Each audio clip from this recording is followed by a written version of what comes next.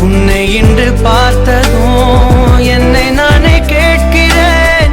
வைரம் ஒன்றை கையில் வைத்து எங்கே தேடி அலைந்தாயோ? உண்மை என்று தெரிந்துமே நெஞ்சம் சொல்ல தயங்குதே. கைகள் கோர்த்து பேசினாலே தைரியங்கள் தோன்றுமே. கதை போமா